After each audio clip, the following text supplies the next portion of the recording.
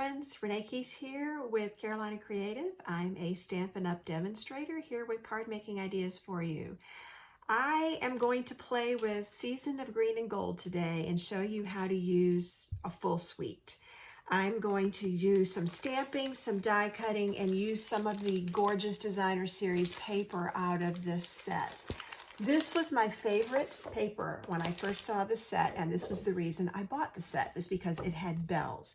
You can stamp bells, you can die cut bells, and you can use paper with bells.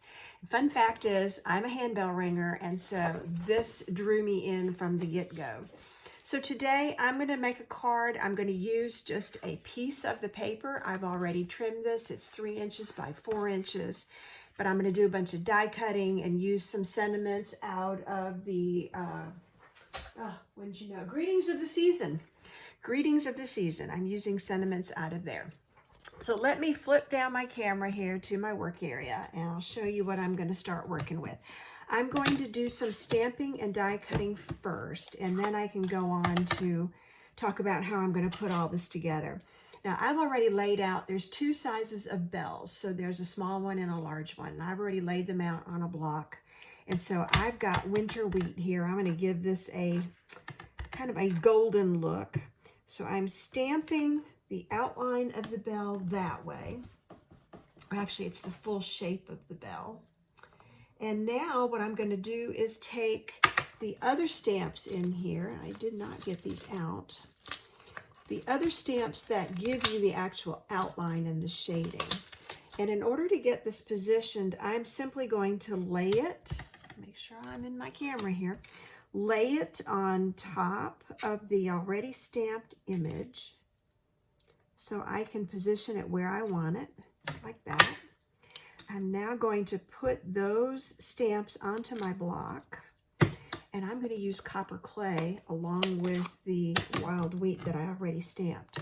So now I'm going to ink this up and then just align this. Again, I'm looking at the bottom of the bell. I can see through the clear stamps. And so I was looking at the bottom curve and kind of the top. And there you have it. I now have a two-tone bell. So that was the first thing that I wanted to stamp. And now I've got my dies, and so I'm going to be ready to do the die cutting. I'm going to mat this. I've got a piece of Pear Pizzazz. It's just cut a 1/4 inch bigger on all sides. But what I'm going to first do is punch my sentiment, my tag out so that I can stamp on that when I'm done. So what I need to get now is my stamp and emboss machine, which I put right beside me. So let's bring this up, and I'm going to do all the die cutting on one run through. So I'm going to make a standard sandwich here, and out of my cardstock, I'm just going to put this in the middle because the designer paper is actually going to cover this. So this is going on my bottom plate. And then my scrap here, where you can tell I've already been die cutting, I'm going to punch out the 2 bell shapes. So adding the top number 3 plate and just running it through. And we all jump when that thing cracks, but that's just the way it die cuts. All right, so I now have 2 bell dies, 2 bell die cuts, and my tag cut out of my frame. All right, so let me show you all these parts and pieces. Here we go. I'm done with this. My frame, my pretty piece of designer paper that will get adhered there. I have a base that I cut out of shaded spruce. And then I have just a pretty tag. It has some nice stitching. Go ahead and pop that out. And that will be for my sentiment. And I have 2 bells.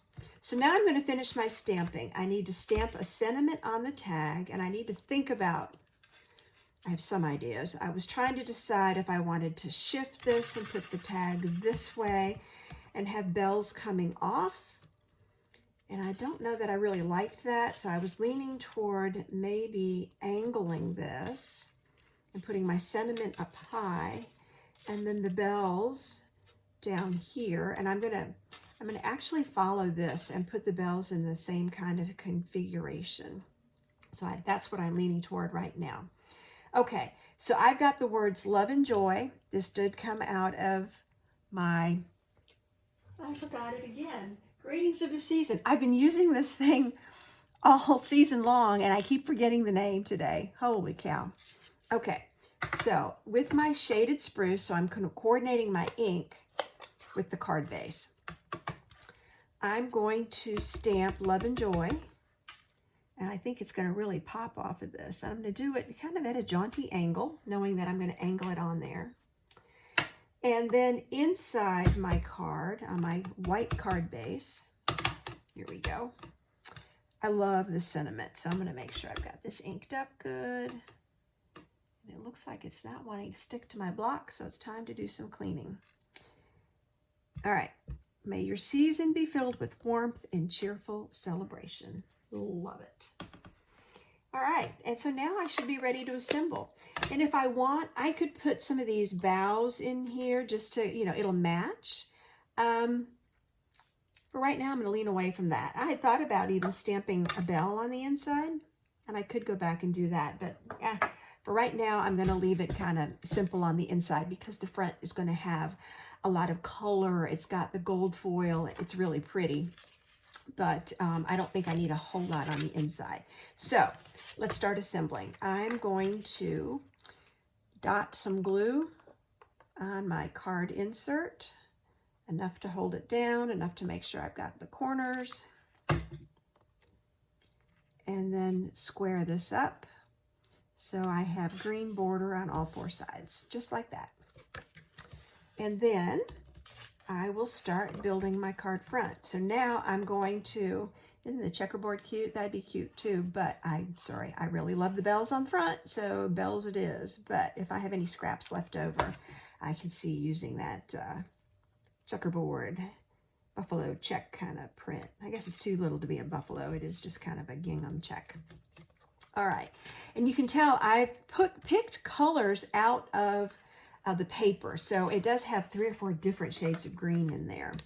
For this, I'm going to go ahead and use my Stampin' Seal.